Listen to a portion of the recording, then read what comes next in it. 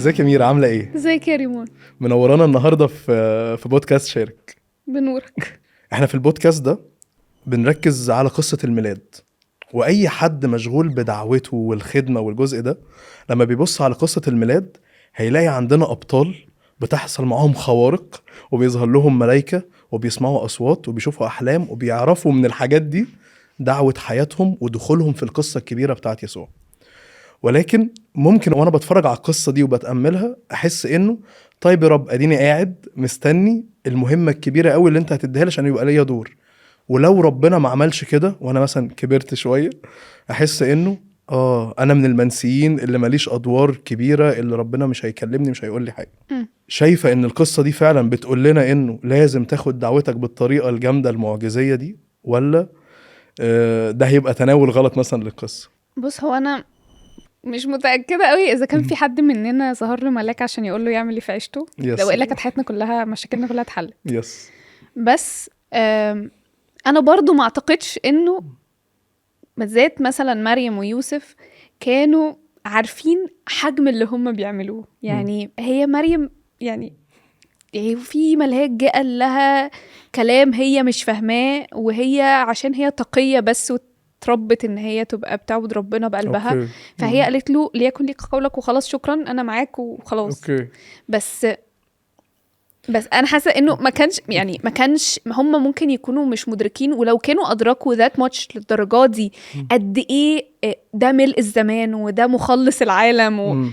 ما اعتقدش ان هم كانوا هيبقوا قادرين يعني يمشوا المشوار اصلا. انت حاسه ان هم كانوا بيستوعبوا في السكه يعني، واحنا بنقول احنا قطعنا وقبلنا وماشيين، وما كانوش حاسين انه دي دعوتي؟ لا، هو انا ربنا طلب مني اعمل كذا وكذا وكذا، وانا بقول حاضر يا رب وبنفذ. واعتقد انه ده بيورينا شويه عن فهمنا احنا لدعوتنا في حياتنا، انه مع اختلاف الرهيب في القصه، بس ان انت ربنا بيحط جواك مثلا موهبة أو بيحط جواك عطية هو بيديها لك، وكأنها بالإنجليش بيقولوا بتانفولد أو بتتكشف ليك على مدار حياتك. إنه ده واضح إن أنا محتاج أعمل بيها كذا وأجرب، وما يطلعش هو ده اللي ربنا عايز يباركني فيه وقت طويل، وينفع يطلع ده جزء من الرحلة، بس بعد كده تكتشف حاجة أعمق.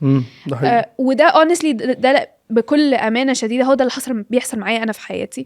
إنه أنا في وقت كنت حاسة إنه دي الحاجة اللي المفروض أكمل بعملها في علاقتي مع ربنا وفي خدمتي، وبعدين اكتشفت إنه لا، ربنا عايز ياخدني لحتة أعمق بستخدم فيها مهارة تانية أو موهبة تانية عندي ما كنتش أعرف إنها عندي في مرحلة فاتت من حياتي، ومحتاجة استوعب بقى قيمة الوقت، يعني قيمة البروسيس والمشوار اللي بيتمشي عشان أشوف أنا بروح فين يعني، أو أنا من النقطة دي للنقطة دي ما كانش ينفع نطها من غير شوية السنين دول. وهنا بقى أسأل يعني إيه أصلا، يعني إيه دعوة ربنا لحياتي، أو يعني أوكي. إيه هي يعني إيه خدمة؟ هو ده سؤال يعني أعتقد في ناس كتيرة تبقى بتسمعنا وعندهم التصور اللي كنت حتى بحاول يعني كنت بقوله لك في البداية بتاع إنه لو الحاجة اللي بعملها دي مش كبيرة قوي يبقى ممكن يبقى أنا لسه معرفتش دوري.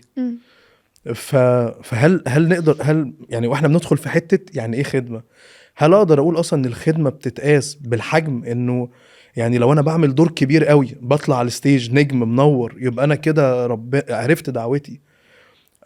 ولو انا بعمل حاجة صغيرة مثلا في مدارس الأحد، بساعد في حاجة صغيرة، برتب حاجة، بنظم، بجمع العطا ده أشرنج أو بقعد الناس، هل كده أنا ما بخدمش؟ لسه قاعد على دكة الاحتياط لحد ما ربنا يفتكر يدعوني؟ كان في اكسبريشن كده وانت بتتكلم افتكرته، انه كنا بنسمع وانا اصغر شويه كنا اسمع فلان ربنا دعاه للخدمه، فانا احس انه ايه يعني عشان يعمل ايه وانا انا ايه. وبعدين كنت بكتشف انه الكلمه دي دايما بتتقال لما بيقولوا انه شخص هيتفرغ للخدمه، انه ربنا دعاه انه يسيب كل حاجه في ايده ويعيش بيخدمه، بس بيبقى بقى واعظ متفرغ او بيخدم في دير او وات ايفر. فاللي اكتشفته انه مفاجاه كلنا هي في حاجه اسمها دعوه عامه وفي حاجه اسمها دعوه خاصه. الدعوه العامه اللي هي كلنا ان احنا يعني نكرز بالإنجيل للخليقة كلها، وإن إحنا نسلك بأمانة بحسب الحق. دي حاجة المفروض كلنا نبقى بنعملها. ومفاجأة أنت مدعو للخدمة في المطلق من أيوة. اول ما بقيت مؤمن انت مدعو للخدمه في حقل ربنا، انه انت تبقى بتخدمه بامانه في شغلك، في تربيتك لاولادك، في دراستك، في كل علاقتي. موهبه ربنا اداها لي وينفع استخدمها بالظبط. اني اشاور عليه مثلا، ما دي خدمة. حتى في ان انا على فكره انا بخدم ربنا لما يبقى في حد غلبان، مش واخد حقه ومتداس على حقه مظلوم وانا بساعده، دي خدمه. مم. في حاجه ان الام تبقى قاعده بتربي ولادها بحسب مخافه ربنا، دي خدمه. فانا بالنسبه لي يعني مش حاسه انه احنا محتاجين لسه نفضل حاصرين فكره الدعوه للخدمه بان انا ابقى مرسل. اوكي. انا يا اما هطلع على الستيج اخدم ابقى واعظ، يا اما ربنا هيدعوني زي ليلي انتراشر كده ولا زي اي حد. في ناس على فكره ربنا بيتكلمهم بالطريقه دي، بس فكره ان انا احصر دعوه ربنا ليا انه لازم هي تبقى حاجه عكس حياتي، عكس النورمال بتاعي، عكس الطبيعي اللي انا بعيشه طول الوقت، وانها لازم حاجه تخلعني من كل اللي انا فيه وتوديني حته مختلفه. يس، هي ممكن توديني حته مختلفه روحيا، بس ممكن افضل في نفس الحته الجغرافيه، ممكن افضل في نفس العلاقات اللي انا فيها، افضل في بيتي عادي. بس بس انا بروح بتنقل في حته مختلفه في رحلتي مع ربنا. سهل قوي تتوه وسط الزحمه. الاشارات او العلامات البسيطه اللي بتقودنا في الطريق عشان نفهم قصد وجودنا في العيشه. يس. واوقات بيكون انه انا بتعامل مع ربنا زي ما بتعامل مع الشغل. ازاي؟ يعني يا اما انا هديكوا على قد فلوسكوا عشان انا باخد قليل، فانا يا رب بخدمك لما بروح الاجتماع يوم الحد ولا يوم الجمعه، ما تسالنيش على حاجه خلاص كده شكرا بقيت حياتي بتاعتي. الساعه 3 ميعاد انصرافي من الشغل، انا بمشي الساعه 3 محدش يعرف لي طريق جرة يعني خلاص. او ان انا هفحت نفسي جامد قوي عشان اخد بونص. اوكي. في الحالتين ده مش ربنا. انه انا يا رب انا هخدمك، ايه ده؟ معقول تديني مرض ولا تسمح بمرض وانا بخدمك اللي بتعمل. بنحصر كده ربنا في اكستريمز كده، او حتت كده متطرفة جدا، ولا واحدة فيهم هي الصح. انه انا بحط يعني زي ما بيقولوا دايما بحط يومي جوه ربنا. فانا بحط كل التفاصيل بقى، ازاي انا بصرف فلوسي، دي خدمة. ازاي انا بتعامل مع الاضعف، دي خدمة. ازاي انا بتعامل مع الرئيسي في الشغل، دي خدمة. انا لاقيت حتة كده من كلامك انه كأنه الخدمة من الاخر هو ان انا بعمل مع ربنا مهما في كل حاجة. لما انا ببقى في كل حاجة داخلها قصدي اني امجده، يبقى انا كده بخدم ربنا. والحجم ملوش يعني حجم خدمتي ملوش علاقة بأنا بخدم ولا لأ، ولكن في الاخر المرجعية هي بتاعت انا مين وربنا دعاني نعمل ايه، وبالتالي انا هعمله بأمانة. تعالي اسالك السؤال ده وانت بتخدمي مع شباب ومع ناس مختلفة. هل في ناس بتبقى بتخدم جوه الكنيسة ومتمسكة بالإيمان والفضيلة بس مستنيين لحظة إنه يبقى ليهم دور كبير؟ هل إحنا ساعات بنقع في الحتة دي؟ بص أكيد. أوكي. لأنه إحنا بني آدمين. يعني إحنا بشر نفسنا نحقق السلف اكتواليزيشن أو التحقق بتاع ذاتي، إن أنا أحقق نفسي وأحقق ذاتي. بس الفكرة إنه هرجع بقى لمريم. البروسيس كلها كان فيها ألم، يعني ألم من أول ما هو بقى يعني طلع للخدمة، وهي كانت أكيد قلقانة عليه وإنه مات وشافته بيموت قصة كان مليانة ألم. ما أعتقدش إن هي كانت بتقول يا على الهنا اللي أنا فيه. المهمة ما كانتش سهلة، كانت صعبة جدا. وصعوبتها على فكرة، ما هو مش لازم كل الصعوبات تبقى ان انا هطرد من البلد اللي انا فيها عشان مطلوب قتلي وهروح بلد تانية اتسجن، مش لازم. خالص. بس يعني هي بقى الفكرة في انه كل واحد فينا تكلفة التبعية بتاعته مختلفة، تكلفة دعوته وخدمته مختلفة. في ناس ده بيكلفها حياتها، وفي ناس ده بيكلفها صحتها، في ناس ده بيكلفها فلوسها، في ناس ده بيكلفها وقتها. بس كل واحد فينا بيدفع بطريقة مختلفة. يعني كل واحد فينا بياخد قد طاقته، او ربنا بيديله قد ما الكسب بتاعه يحتمل، وقد الوزنات اللي يقدر يستثمر فيها. فأوقات احنا بنقلب الأخ الأكبر، عارف؟ في قصة الابن الضال. أيوة. إنه أنا يا رب ده أنا ماشي معاك طول حياتي، ده أنا حبيبك. ده أنا هنا من زمان. أنت إزاي ما تكرمنيش؟ أو تيجي بقى من النقيض إنه تشوف حد غير مؤمن خالص ربنا بيكرمه.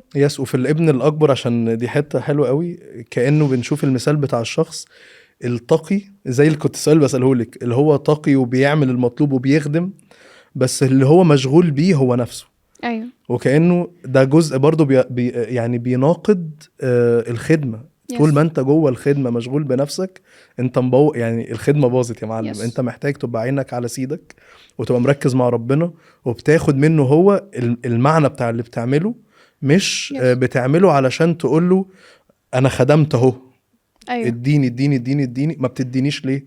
ويبقى ده كارت ضغط، مش فرصة ان انا اشترك في عمل الرب او ان اكون بخدم معاه في بنى ملكوته. واعتقد انه جزء من الرحلة اللي احنا بنمشيها مع ربنا في كل حياتنا هي تنقية دوافعنا، مش ان انا اعرف اعمل ايه. لا انا ممكن افضل بعمل نفس الحاجة بس انا بعملها بقلب نقي. فانا النهاردة 80% بفكر في نفسي، 20% بفكر في ربنا، وهو دلوقتي موافق على النسبة دي، لان ده اللي اقدر انا اعمله دلوقتي. بس هو شغال فيك وانت محتاج تسيبه يشتغل فيك انه يخلي النسبة دي 60-40 وبعدين 50-50 ولغاية ما توصل ان هي انا فعلا بضع نفسي اخر للكل زي المسيح بالظبط، لان بخدم الكل. مش الهدف ان انا اوصل لتمام الدعوة ايه هي هتحصل دلوقتي، قولي دلوقتي، لان ربنا ما بيمشيش كده يعني. هو مش بيمشي معنا في السكة بطريقة دي، بس هي الفكرة ان انا بقى امين في القليل.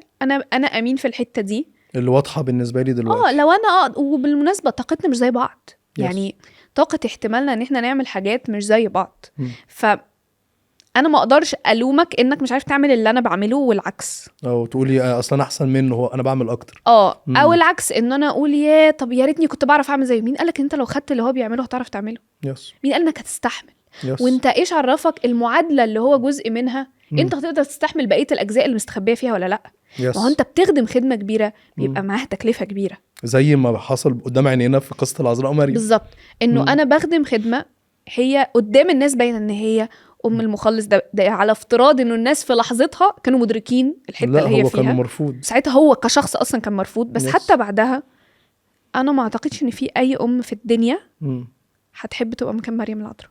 هي كانت في حتة صعبة جدا رغم انه هي حتة مطوبة جدا، بس محدش هيستحمل الضغط يعني انت شايف يعني هي شايفه ابنها بيتجلد وشايفه ابنها بيتصلب وبيتقال عليه وبيتف عليه وبيتقال عليه ابشع حاجات وكل اللي بيحبوه بيتقال عليهم ابشع حاجات، وهي مش قاعده يعني هي مش عارفه تعمل ايه. وحاسه انه لا، لو جينا فكرنا بقى في القصه دي بالطريقه دي مش كلنا نعرف نمشي نفس السكه. مش هي بس، كله يعني كل القصص اللي في كل الشخصيات اللي في القصة دي ما نقدرش نمشي الطريق بتاعهم، لأنه أنا بقى ربنا خلقني أنا فأنا ربنا مديني الحاجة اللي تخليني أمشي الطريق اللي هو رسمهولي بأحسن طريقة ممكنة، بأكتر حاجة تخليني أنا مع الوقت بوصل في الآخر لصورة يسوع. حاسس إن إحنا في الجزء الأخراني ده كنا بنظبط كمان الهدف بتاع الخدمة. يعني إحنا كنا في البداية قلنا الدعوات مختلفة وانت دعوتك مختلف عن الناس، والخدمة ليها علاقة بانك بتشتغل مع ربنا. وبعد كده في الاخر احنا كمان بنتكلم على حتة انه خليك عارف ان الهدف النهائي انك تبقى على صورة يسوع. فانك لو جوه العمل كل اللي شغلك انه انت بتعمل ايه خلاص كده انت يعني يبقى انت فقدت الهدف. محتاجين نراجع علاقتك بربنا اصلا انت بتعمل فيها ايه. الجزء بتاع ان انا مستني اخد جزء اكبر عشان اتشاف فيتسقف لي. الكتاب نفسه بيقول عكس كده، بيقول انه الاعضاء المستترة ليها كرامة اكثر. فلا اكشلي انت لو احنا فكرنا بقى بمنطق الكتاب انت احسن لك على فكرة تبقى مستخبي. احسن لك تبقى بتعمل في السر. لانه اللي بيراك في الخفاء بيجازيك علانية. فاحنا بس زنقنا قوي مفهوم بتاع النجاح بتاع العالم فداخل جوه الخدمة ومخلينا بنفكر بنفس الطريقة وبنقيس النجاح بنفس القدر. في النهاية لو في حد بيسمعنا وموجود في الحتة بتاعة المقارنة بالناس اللي بتعمل حاجات واضحة زيادة وهو حاسس انه قليل، كاننا النهاردة احنا بنشجعه من خلال النقاش اللي دخلنا فيه انه زي ما انت قلتي ما تبصش في ورقة حد، ركز في علاقتك بربنا وخليك فاكر انه هو الموضوع ده الهدف النهائي. ميرا مبسوط قوي ان احنا قعدنا الوقت ده واتكلمنا. وانا كمان قوي يا ريمون، نورتينا النهارده. كل سنة وانت طيب. وانت طيبة.